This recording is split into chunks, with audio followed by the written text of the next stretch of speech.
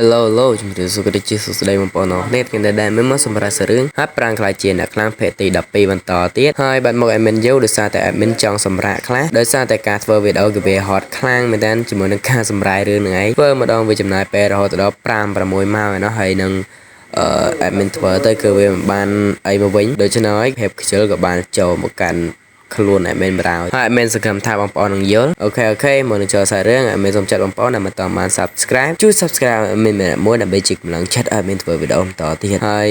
យអូខេដើម្បីកុំឲ្យខាត់ពេលវេលាយូរចូលសាររឿងរបស់យើងទាំងអស់គ្នាដោយប្រាំងក្បាលសាររឿងភេទទី12របស់យើងដំបងកញ្ញាលីសងយ៉ាងក៏បាននិយាយទៅកាន់លោកគ្រូនិងអ្នកគ្រូថាអ្នកដែលបានជួយសង្គ្រោះអ្នកគ្រប់គ្នាគឺជាស៊ូឆិនដែលធ្វើឲ្យលោកគ្រូអ្នកគ្រូក៏ពិតជាភ្ញាក់ផ្អើលខ្លាំងមែនទែនចំណែកលោកគ្រូអានវិញក៏ភ្ញាក់ផ្អើលឡើងបែកញើសតែម្ដងដោយការពីដំបងគាត់ក៏បានមើលងាយទៅកាន់ស៊ូឆិនហើយនៅពេលឥឡូវនេះស៊ូឆិនក៏បានបង្ហាញសមត្ថភាពពិតគឺពិតជាខ្លាំងមែនទេហើយនៅពេលនោះស៊ូឆិនក៏បានធ្វើដំណើរទៅសួរជាមួយនឹងអ្នកគ្រូនៃបណ្ឌិតសភាទី2ថាតើគាត់នឹងទទួលបានរង្វាន់ដែរឬទេសម្រាប់ការជួយសង្គ្រោះអ្នកទាំងអស់គ្នាអ្នកគ្រូក៏មិនបានប្រកែកផងដែរគឺគាត់ក៏បាននិយាយថាគាត់នឹងរាយការណ៍ទៅថ្នាក់លើដើម្បីគិតគូរអំពីរឿងនេះជូនស៊ូឆិនហើយស៊ូឆិនក៏បានយល់ព្រមផងដែរចំណែកលោកគ្រូអានវិញក៏បានសោកយ៉ាងខ្លាំងហើយគាត់ក៏បាននិយាយថាវាគឺពិតជាអំណោយដល់លើលោកហើយគ្នាយើងមិននឹងអែមិនហើយអ្នកគ្រូច្រឡំគឺអ្នកគ្រូគឺជាអ្នកគ្រូនៃបណ្ឌិតសភាទី1នោះទេចំណែកបណ្ឌិតសភាទី2គឺជាលោកគ្រូអានហើយនៅពេលនេះលោកគ្រូអានក៏ពិតជាសប្បាយចិត្តដោយសារតែបន្ទុកសរុបរបស់បណ្ឌិតសភាទាំង3បណ្ឌិតសភាទី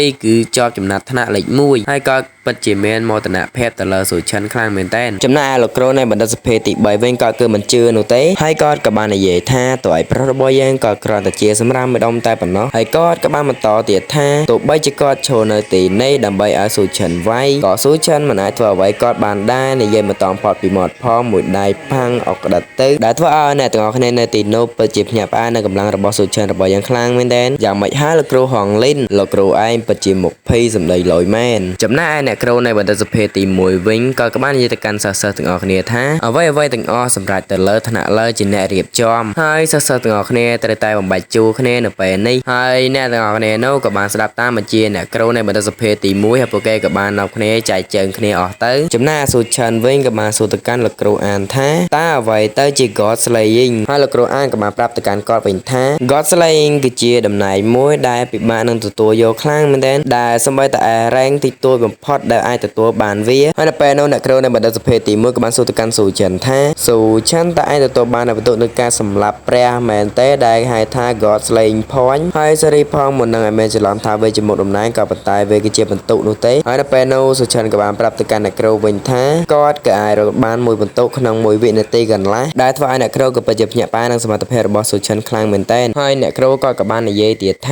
ស៊ូឆិនតើឯងបានធ្វើអ្វីខ្លះនៅក្នុងអាណាចក្រសម្ងាត់ដែលហៅថាកន្លែងធ្វើការតេស្តសាកល្បងនេះឯងហើយក៏បានបន្តទៀតថាគាត់គឺមិនមែនការភ្ញាក់ផ្អើលនោះទេដោយសារតែសិស្សដែលមានសមត្ថភាពបានលេចឡើងជារៀងរាល់ឆ្នាំក៏ប៉ុន្តែនេះជាករណីពិសេសដែលស៊ូឆិនគឺជាសិស្សថ្នាក់មធ្យមដំបូងគេដែលទទួលបានបន្ទុកនៃការសម្លាប់ព្រះហើយចំណែកឯលោកគ្រូអានវិញក៏បានទះស្មាទៅកាន់ស៊ូឆិនហើយក៏បាននិយាយថាស៊ូឆិនក៏ពិតជាធ្វើបានល្អខ្លាំងមែនទែនហើយសាលាបណ្ឌិតសភាទី2របស់គាត់នឹងនាំស៊ូឆិនដើម្បីទៅរកនៅបទពិសោធន៍ថ្មីសម្រាប់អ្នកគ្មានធម៌ពលដាំដុះដូចជាស៊ូឆិននេះឯងហើយស៊ូឆិនក៏បានយល់ព្រមផងដែរហើយនៅពេលនោះកញ្ញាលីសងយ៉ាងក៏បានហៅទៅកាន់តួឯកប្រុសរបស់យើងហើយនាងក៏បាននិយាយថាលើកនេះលោកគឺបានបញ្ចេញអស់ពីសមត្ថភាពរបស់លោកគឺឃើញថាវាពិតជាល្អខ្លាំងមែនទែនហើយយើងនឹងជួបគ្នានៅពេលប្រឡងរយៈពេល1ខែក្រោយទៀតហើយនៅពេលនោះតួឯកប្រុសរបស់យើងក៏បានតបទៅកាន់នាងវិញថាលីសងយ៉ាងខ្ញុំបំរាមអ្នកកុំយកខ្លួនអ្នកប្រៀបធៀបនឹងខ្ញុំអីក៏ព្រោះថាខ្ញុំគឺជាមនុស្សដែលគ្មានធម៌ពលនៃការដាំដុះនោះទេហើយកញ្ញាលីសងយ៉ាងក៏បាននិយាយទៅកាន់តួឯកប្រុសរបស់យើងតែឆ្ងល់វិញថាចោលសមត្ថភាពដែលលោកឯងបានបញ្ចេញសត្វលាសត្វអីនោះអាហ្នឹងវាយ៉ាងម៉េចវិញក៏ប៉ុន្តែសាររឿងរបស់យើងក៏បានកាត់មកកន្លែងផ្សេងមួយទៀតវិញដែលពួកយើងបានឃើញជាមួយនឹងមនុស្សមួយក្រុមកំពុងតែចាប់ចងបុរសម្នាក់ដើម្បីអធិដ្ឋានទៅកាន់ព្រះរបស់ពួកគេអូច្រឡំបាត់ហើយដើម្បីបូជាទៅកាន់ព្រះរបស់ពួកគេហើយពួកគេក៏បានបួងសួងឲ្យព្រះនោះចេញមកនិយាយជាមួយនឹងពួកគេហើយពួកគេក៏បាននិយាយទៀតថាព្រះដ៏អស្ចារ្យអនាគតគឺជាអ្នកគ្រប់គ្រងពិភពលោកពួកខ្ញុំគឺជាអ្នកដែលបានដើរតាមសាសនារបស់លោកពួកយើងសូមគោរពនិងលើកតម្កើងលោកជាខ្លាំងហើយពួកខ្ញុំនឹងបម្រើលោកពេញមួយជីវិតហើយនៅពេលនោះពួកគេក៏បានដុតបុរសម្នាក់នោះបន្ទាប់មកព្រះបិសាចរបស់ពួកគេក៏បានលេចឡើងដែលមើលទៅគឺពិតជាអំណាចខ្លាំងមែនទែនចេញមកតែក្បាលនោះទេជាមួយនឹងអំណាចថាមពលពណ៌ស្ ស្វាយក៏ពិតជាឡយហើយគេក៏បាននិយាយថាគាត់ក៏ពិតជាព្រះដ៏អស្ចារ្យមែនហើយមានសម្រាប់គ្នាយើងទៅថាព្រះបិសាចនឹងក៏មានឈ្មោះថា Nogami ដែលហៅតាមពួកអដាញ់3នាក់ហ្នឹងអ្នកហើយនៅពេលនោះព្រះបិសាច Nogami ក៏បាននិយាយថាគាត់គឺខឹងហើយពួកអដាញ់នោះក៏បានភ័យខ្លាំងមែនទែនវាបានលុតជង្គង់ក្រាបសំពះពីហ្នឹងហើយក៏បាននិយាយថាហេតុអ្វីបានជាព្រះជាម្ចាស់ខឹងហើយសូមកុំយកទៅពេពួកខ្ញុំអីក៏ព្រោះថាពួកខ្ញុំគឺចង់ដាស់លោកម្ចាស់ដើម្បីបម្រើលោកម្ចាស់នេះឯង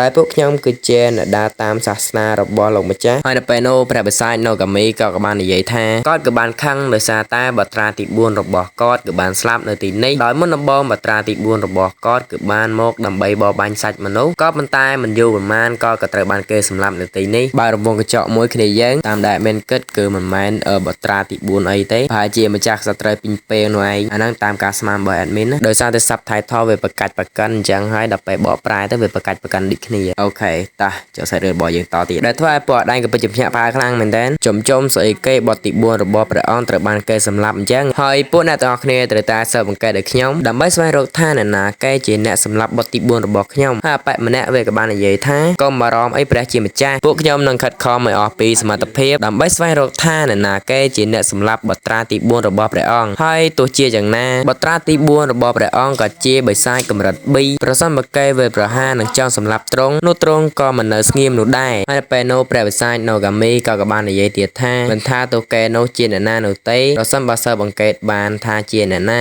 សូមរាយការណ៍មកកាន់ខ្ញុំភ្លាមហើយព្រះបិសាច Nogami ក៏បានទៅបាត់ទៅហើយសាររឿងរបស់យើងក៏បានកាត់មកផ្ទះមួយដែលជាផ្ទះរបស់អបិសក់ក្រហមដែលខ្ញុំភ្លេចឈ្មោះគាត់បាត់ហើយដែលមើលទៅមុខរបស់គាត់ទៅក៏ពិតជាវេទនាខ្លាំងមែនទែនប៉ោងពីហ្នឹងហើយនៅពេលនោះកូនចៅរបស់វេក៏បាននិយាយទៅកាន់វេថាលូឆាវតាមការស៊ើបអង្កេតគឺវេបានពិតជាច្បាស់ទីទួចខ្លាំងមែនទែនដែលអំពីសិស្សម្នាក់ដែលមានឈ្មោះថាស៊ូឆិនហើយអ្វីដែលលោកចង់បានប្រហែលជានៅក្មេងម្នាក់នោះហើយបន្ទាប់មកអបិលូឆាវវេក៏បាននិយាយថាវេក៏ត្រូវតែបានវត្ថុមួយនោះទោះបីជាត្រូវចំណាយប្រមាណក៏ដោយដែលពួកយើងមិនដឹងថាវាចង់បានអីនោះទេហើយវត្ថុដែលវាចង់បានគឺជាអ្វីនោះទេហើយមិនក៏បានដឹងហើយថាវាចង់បានអីពីស៊ូឆិនគឺវាចង់បានជីវិតរបស់ស៊ូឆិនហើយវាក៏បាននិយាយទៅកាន់ពេលអ្នកនោះថាចំណាយប្រមាណក៏ដោយឲ្យតែជួលឃាតករផ្កាយ7បានទៅសម្រាប់អាក្មេងម្នាក់នោះហើយពេលអ្នកនោះវាក៏បាននិយាយថាកុំបារម្ភអីលោកម្ចាស់ខ្ញុំនឹងធ្វើវាឲ្យល្អហើយបន្តមកនៅទីនោះក៏មានការរំជួយជាខ្លាំងដែលប៉ែលូឆាវវាក៏បានឆ្ងល់ថាតើមានរឿងអ្វីកើតឡើងទៀតហើយ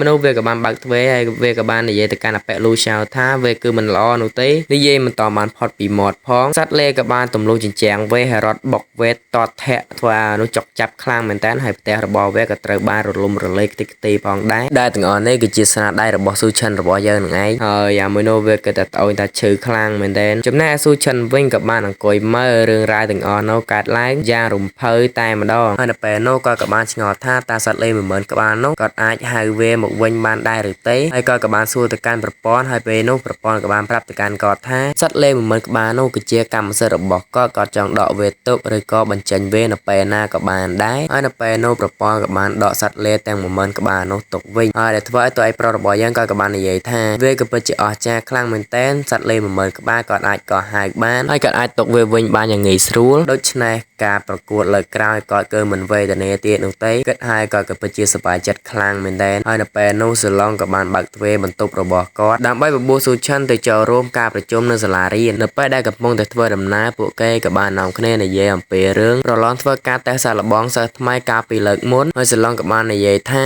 មានសិស្សភាគច្រើនខ្លាំងមែនទែនដែលមិនអាចឈានទៅដល់កម្រិតផ្កាយមួយហើយបណ្ឌិតសភាទាំង3នឹងរៀបចំការប្រកួតធ្វើការតេស្តសាកល្បងនេះម្ដងទៀតដែលវានឹងចាប់ផ្ដើមនៅមួយខែបន្ទាប់ហើយវាក៏មានការប្រយុទ្ធជាមួយនឹងសត្វអរិយផងដែរជាមួយសត្វបិសាចហ្នឹងឯងដើម្បីពង្រឹងនៃសមត្ថភាពរបស់សិស្សហើយពួកយើងនឹងចូលទៅប្រយុទ្ធនៅក្នុងអាណាចក្របិសាចពិតចំណែកអ្នកដែលបានវាប្រហារនៅក្នុងសាលារបស់យើងកាលពីលើកមុនគឺវាស្ថិតនៅក្នុងសង្គ្រាមនៃការបង្កើតឬក៏អាណាចក្រសង្គ្រាមនៃការបង្កើតនេះឯងហើយសាររឿងរបស់យើងក៏ត្រូវបានកាត់ចប់ត្រឹមតែប៉ុណ្ណេះអរគុណបងប្អូនសម្រាប់ការទស្សនាវីដេអូសម្រាប់រឿងរបស់adminទៅផ្ដាំរហូតដល់ចប់ជូនពរបងប្អូនសុខភាពល្អសំណាងល្អទាំងអស់គ្នាពីខ្ញុំបាទ HD សម្រាប់រឿងជួបគ្នានៅវីដេអូក្រោយភេទថ្មីទាំងអស់គ្នាហើយអ្នកដែលមិនទាន់បាន Subscribe ជួយ Subscribe adminផងអូខេបាយបាយជួបគ្នានៅវីដេអូក្រោយ